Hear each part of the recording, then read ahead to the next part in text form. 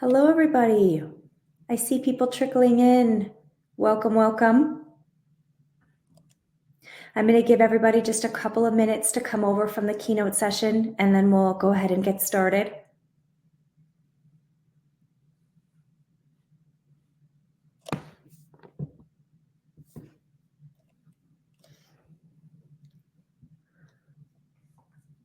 All right, we are a minute past. Why don't I go ahead and introduce myself? If people trickle in late, that won't be too big of an issue. So my name is Kim. Everybody just, I'm at Lettuce.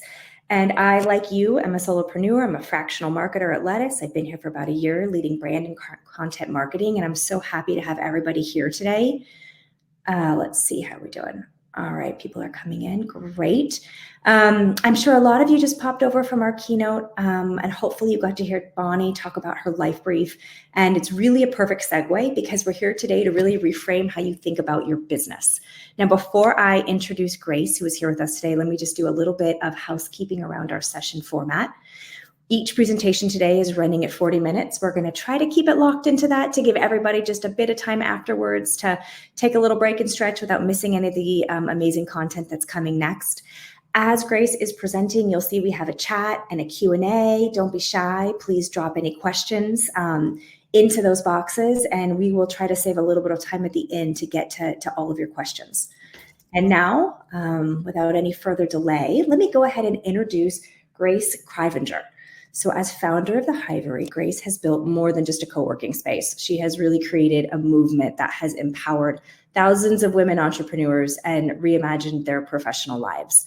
Her innovative approach has caught the attention of industry leaders, earning her features in Entrepreneur, Forbes, Elle. She's interviewed luminaries like Dr. Jill Biden. She's been recognized for her groundbreaking work in community building and design. She has become a trusted mentor for entrepreneurs seeking to blend creativity, connection, and intention. And today, she'll challenge us to approach our business like artists, with flexibility, with purpose, and with boundless imagination. So I am very excited. Please welcome Grace. And Grace, I will hand it over to you from here. Amazing. Thank you so much. I'm thrilled to be here. Welcome, everybody. I'm sure you are coming in very inspired from an amazing keynote with Bonnie Wan, who I've been very lucky. I got to interview Bonnie for my podcast last year. She's so inspiring. And so I think you're coming in with great energy. So I'm excited to talk to you about this today because I felt a fundamental shift in the way that I looked at my business and the way that I navigated the challenges of entrepreneurship and burnout within my business when I changed my mindset and started looking at building my business like an artist. Things really shifted for me. It changed the way that I approached my business. It changed the way that I approached my wellness. And I'm really excited to share it with you today.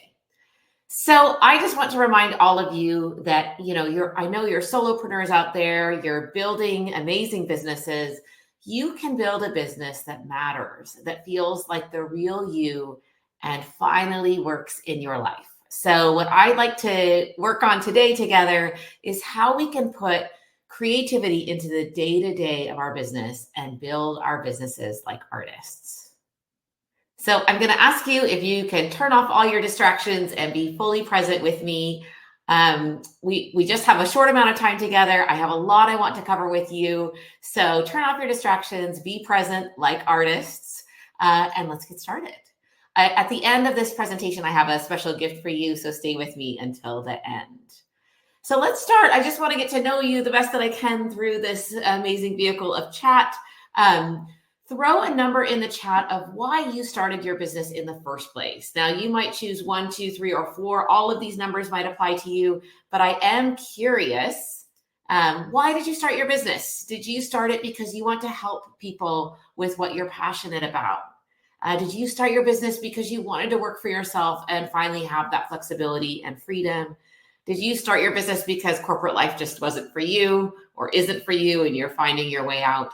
Or did you start your business because you love being creative, problem solving, and figuring things out? Great. I'm seeing some 4s, people that love being creative, people that wanted to work for themselves and have flexibility and freedom. Allison's a 1, 2, and a 3. I love it. Yes, I love it.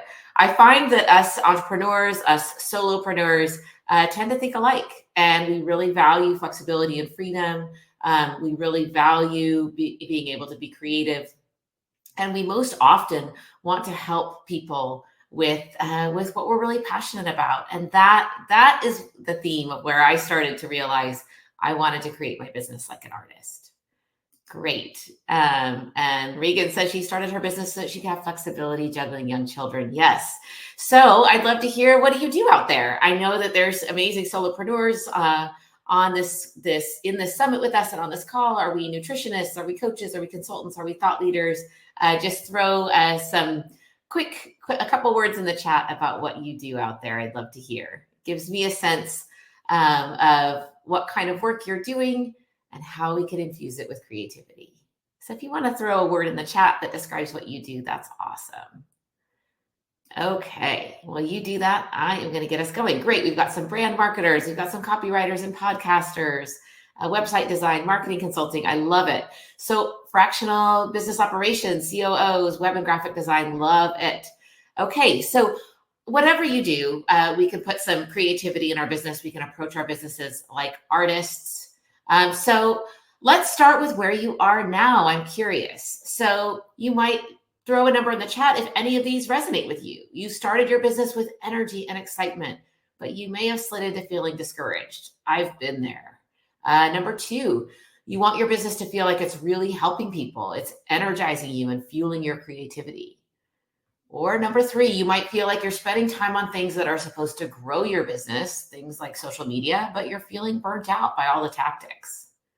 Or number four, you're ready to stop spinning your wheels and fall in love with your business again. So again, if any of those resonate with you, you could just give a thumbs up or throw a number in the chat. Great.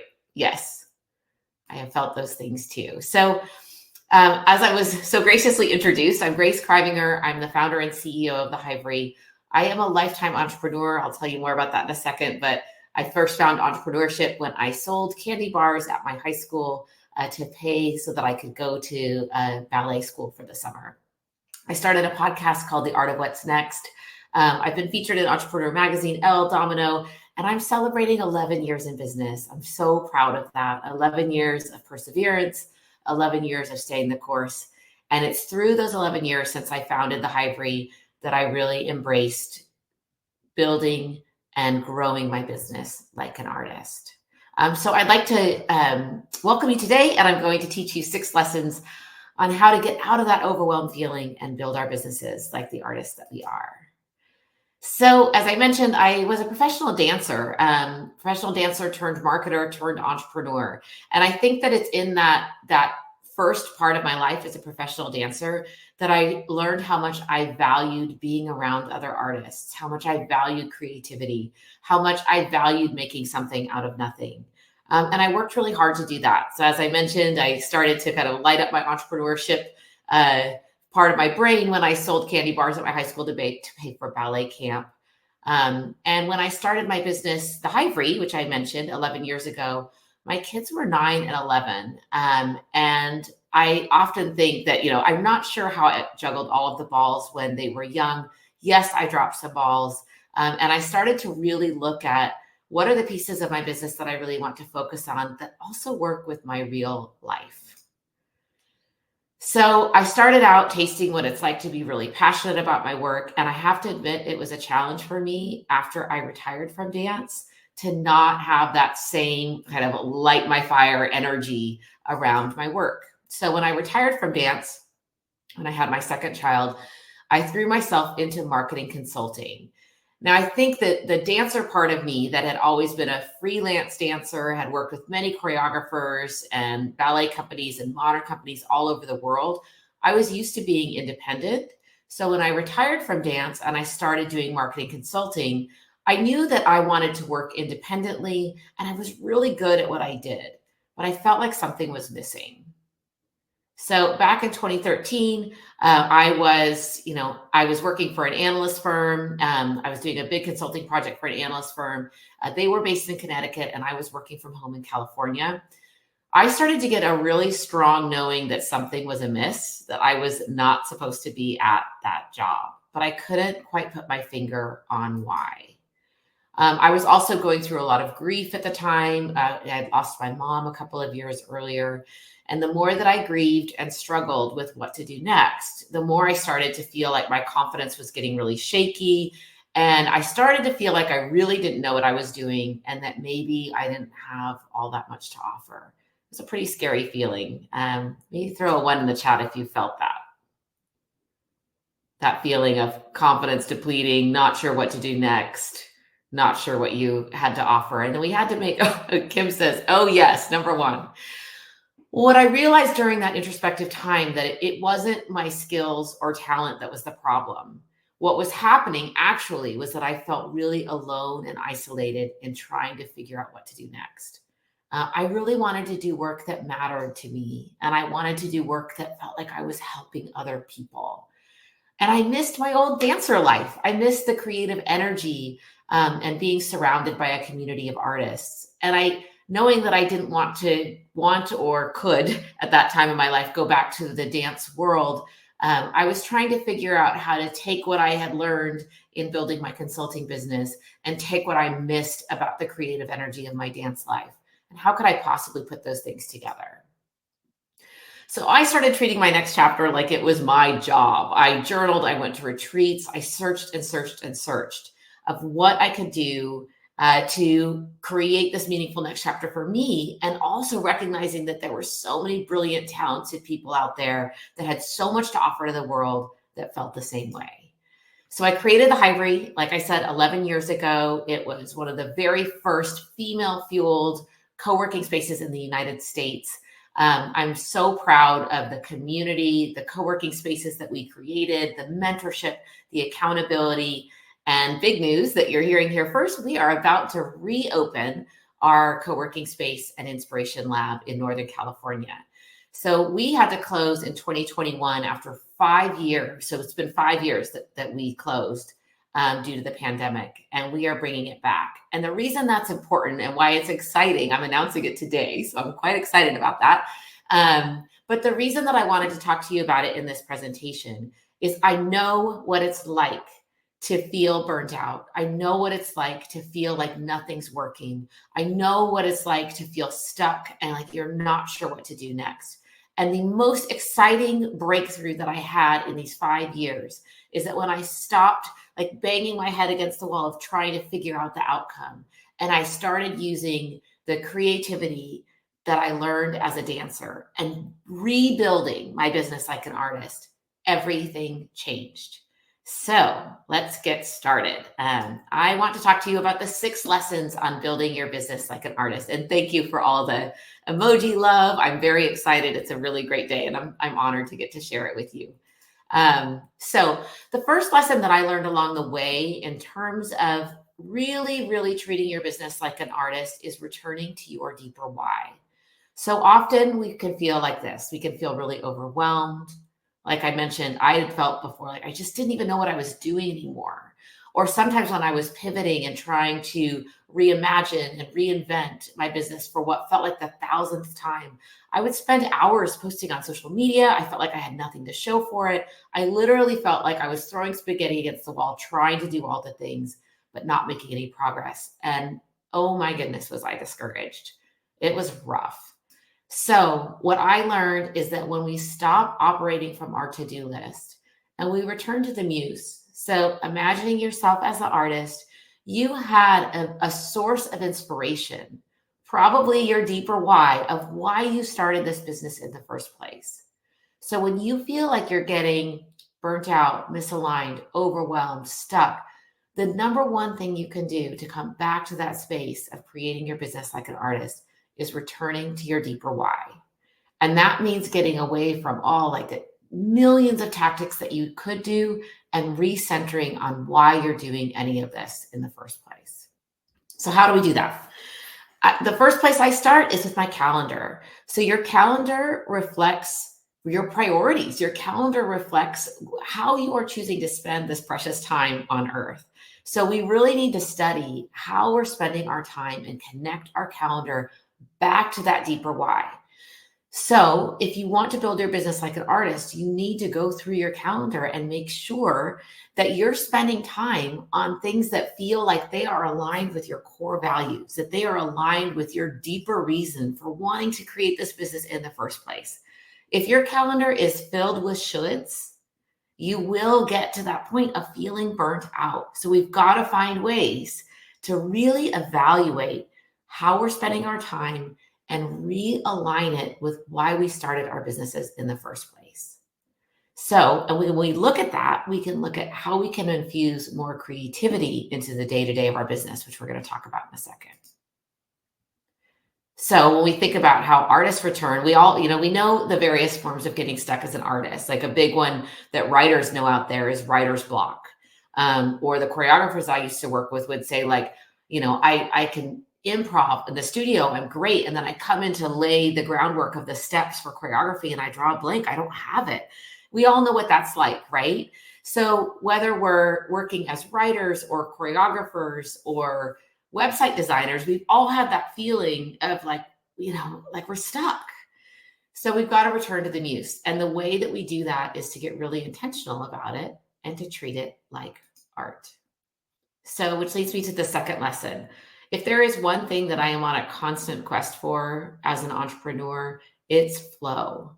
And we all know that feeling of flow, right? When time seems to disappear and you're just in the zone. Maybe you get that from writing, maybe you get that from ceramics, maybe you get that from accounting, maybe you get that from helping a client with a nutrition plan. But we all know that feeling of flow. And I have learned that when I am in flow, my business lights me up and I'm showing up in the world as the best version of me. When I'm not in flow is when I get the imposter kind of weird inner critic stuff, get on shaky ground. So I am in a constant quest for flow. To me, flow looks like I am fully aligned in my purpose with what I'm meant to do in the world. And it has an element of ease. Now, notice I didn't say easy. But solopreneurship is not easy, but it can have ease. So when you have alignment that has an element of ease, it doesn't mean you're not working hard, but that's what it means to get in flow. Ease meaning, you're putting things out in the world and you're getting those responses, you're getting that energy back to you. It's reciprocal energy. So things we do when we're out of flow, as I mentioned, we spend too much time on the shoulds. We overload our calendars. When we feel like we're out of flow, we can start grasping at the outside and going like, maybe if I just take on more coffee chats, maybe if I do more info sessions. When we're out of flow, our inner critic can chime in and tell us that we should keep tweaking our offers instead of just offering them and learning from them. When we're out of flow, we can start to procrastinate and call it research. We can compare ourselves to others, and we can even find ourselves hiding or quieting our creative voice. So I threw this up here so you could just get a sense of when we're in flow is when we're doing this focused time on what works and feels aligned. When we're out of flow, we're doing what we think we should do, and so on and so forth. When we're in flow, we're creating before we're consuming. When we're out of flow, we're constantly researching instead of taking action. So take a scan of these and let me know in the chat if there's anything that you do that you have noticed that you do when you're in flow or out of flow. I know one thing that I do when I'm out of flow is I do the endlessly tweaking. I call polishing the stone. I'm tweaking and tweaking and tweaking endlessly without revealing. So I know when I'm out of flow and I find myself doing that. And I encourage myself to make those offers visible and put them out there. I call it done is the new perfect. Here's the thing. Your customers know too. So we know, I always say you can smell it when someone doesn't feel good about their work. So we know when you're working from a place of scarcity versus flow. I love what Blake says, doing a lot of context switching when I'm out of flow. Me too. So when we're feeling out of flow, we need to look mindfully at the work that energizes us. Again, going back to our calendars to make sure we're spending time on the things that give us that feeling of flow. Hint, it's likely how you help people. I love this quote by Pablo Picasso. Art is the elimination of the unnecessary. So is building your business. So when in doubt, when in that feeling of overwhelm, eliminate the unnecessary and go back to flow. Okay, this one might be one of my favorites. The biggest lesson I learned is that as artists, if we are really going to build our businesses like artists, it has to be iterative. I don't know any businesses that are just that they are what they are, the same concept throughout year after year without iteration. So I know how it feels. I have been there too. I wanted to have it all figured out by now. I'm learning new things. I about my customers and myself all the time. I want to know what I'm doing. But how do I continue to evolve my business? So allowing your business to be iterative is the creative process. So we have to let it evolve. We have to let whatever we put out in the world in year one, we have to learn from it, grow from it, allow ourselves to iterate, allow it to change in order to see where it can take us. So in order to do that, we need to allow time to refine. We need to avoid that feeling of perfectionism. Again, that idea of polishing the stone is when we hold our offer back, determined to make it perfect before we share it with the world. Guess what artists do? They put their work out in a showing. Most artists, I'll speak to visual artists often feel like their painting is incomplete. But at a certain point, they show it. And we have to do the same thing with our businesses. We need to put our work out in the world. We can gather feedback. When we gather feedback, though, it's really important that we gather internal feedback from ourselves and external feedback, and discerning which is helpful feedback and which takes you away from your intuition. So when we put our work out in the world, the first indicator of what might be an iterative part of the process is how it makes you feel. So if it makes you feel like you're on the right track, you've got something here. This is lighting you up. This is going square in that zone of how you want to help people. You're on the right track. If you put something out there that doesn't feel like you and is giving you that nagging feeling like, I don't know, this isn't me. I might be comparing myself to someone else. I might be trying to be something else. The only way to truly know is to put it out there and try it. I'm a huge fan of the concept of MVP, minimum viable product. And I think it's a perfect way to creatively test your work. So test your new ideas, get them out there quickly in creative sprints or bursts. And it's a really invigorating feeling. And again, as we look at it as an artist, it allows us to experiment and iterate. Really important. So try that minimum viable product, which is like, get that offer out as fast as possible. It doesn't have to be perfect. Give yourself a chance to get some feedback on it and go from there. So this is an interesting, I love looking at all, the different ways that artists evolve their work. And this was a really fun one for me. I love Georgia O'Keeffe's work, and I really am fascinated by Georgia O'Keeffe's life. I just think her commitment to her creative process is really extraordinary. So I was excited to see how her work began. So the work that you see on the left is Georgia O'Keeffe's early work, which was New York Skyscrapers. She had just moved to New York, and she was fascinated with painting scenes outside her window. Interestingly enough, she was given feedback that the work was too masculine for what people wanted from her, which I think gave her a lot of feelings and determination to not be put in a box. But what she did that I thought was really extraordinary is when she evolved her work into the work you see on the right, which is the flowers. She said, I wanted the flowers to be as bold as the skyscrapers that I started out painting. So it's a really beautiful example of how, we are iterating as artists, and we don't know what our early work will do to inform us. I don't know if she ever could have imagined that the work that you see on the left could evolve into the work that you see on the right. And the same is true for us. We can't imagine where this is all going to go if we allow the creative process of iteration. So in order to be iterative, we have to get it out there. My favorite mantra is done is better than perfect. And I actually have something in my community where I joke that I will give you a free t-shirt if you send out a newsletter that has a typo. Or if you get your work out there and you express and use your voice and there's a small mistake in it, it's so much better than holding it back. So get out of the way of perfectionism, get your work out there. It's the only way to get to that iterative process. Okay, this one I love, and it's literal and metaphorical, so bear with me. You need an art studio. Each and every one of you, all of us, we all need an art studio, even if it's our kitchen table or even a small tray that becomes almost like a symbol of the deeper creative work. Like I've done an exercise with my students before where I'll encourage them to take a tray or something lying around their house and put sacred objects in it that are meaningful to them, that are curated, intention-based symbols of the work they want to put out in the world. And allow that to take up space. Allow that to be a symbol of the way you are entering the studio. So if you're feeling like this, if you're feeling really distracted and like you're not completing anything, if you're working from home and you feel like you're switching from emails to laundry to scrolling to, other responsibilities that you may have, it may feel like you can't get anything done. And I have certainly been there. We all have. That's where you need your art studio.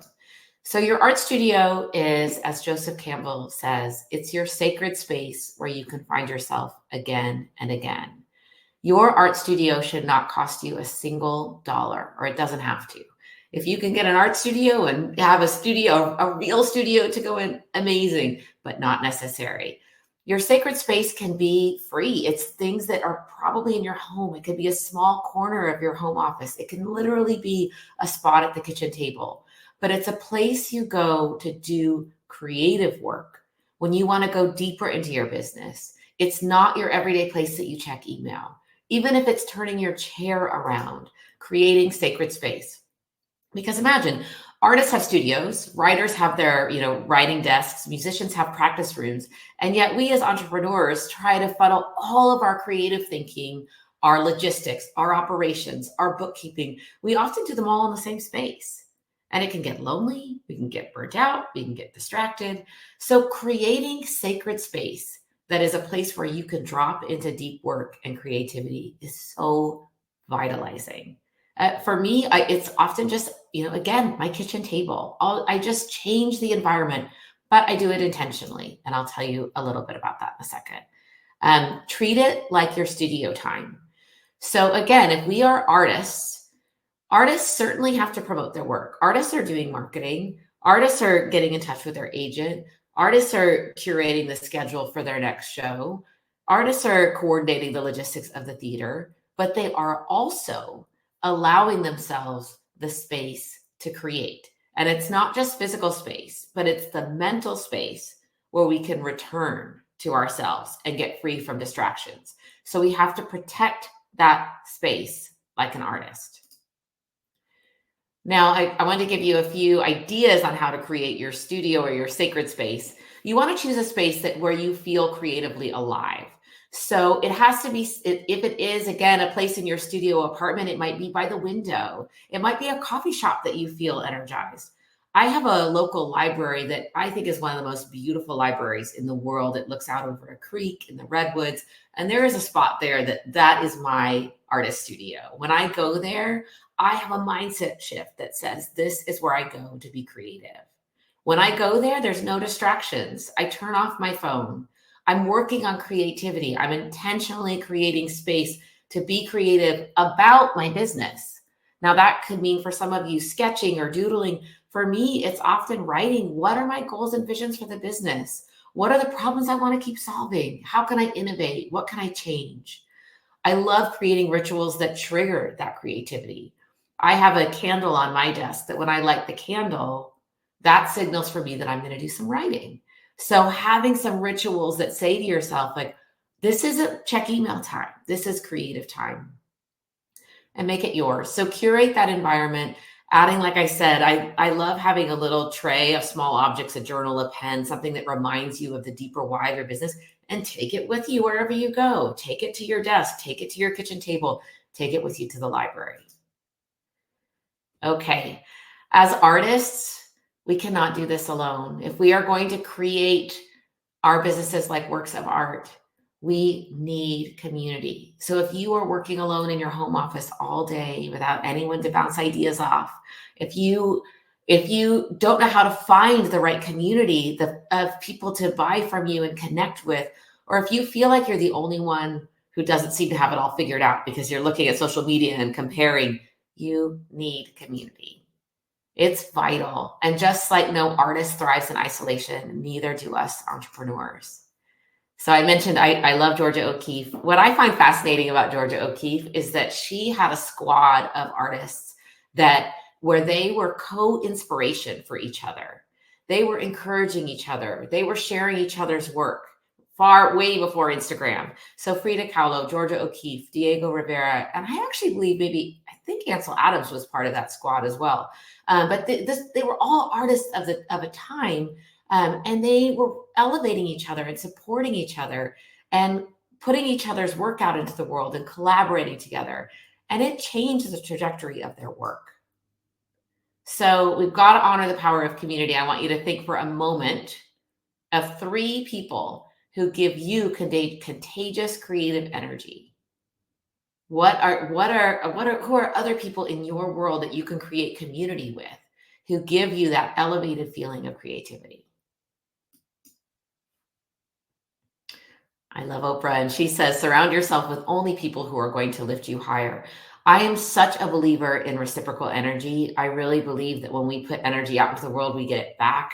And I believe that even affects us financially. I have a mentor named Lynn Twist who talks about that the words currency, as in value and money, and currency like energy, are the same words for a reason, that we create an energy and currency when we are in contagious energy together. So your community is going to be a big part of lifting you up when you go to those inevitable places of getting discouraged. So finding your creative community of artists is vital. And the last lesson is be brave. In order to make great art, we have to be brave. We have to be courageous. It's going to be scary sometimes. And we can feel like, I want to put myself out there more. I want people to know about my work, but it's scary out there and I don't feel ready. Or we can delay, like once I get this validation, this certification, this education, this client, then I'll tell the world about what I'm creating. But in order to make great art, you have to be brave. You have to be brave. It takes courage. So in order to do that, we have to get really comfortable. If we are going to build our businesses like artists, we have to get comfortable with visibility. We have to go on stage when we're nervous. We have to get out there when we feel like we're not ready. We have to share our work. Again, no polishing the stone behind the scenes. We have to put our work out there. And most importantly, in order to be brave like artists, we have to trust ourselves.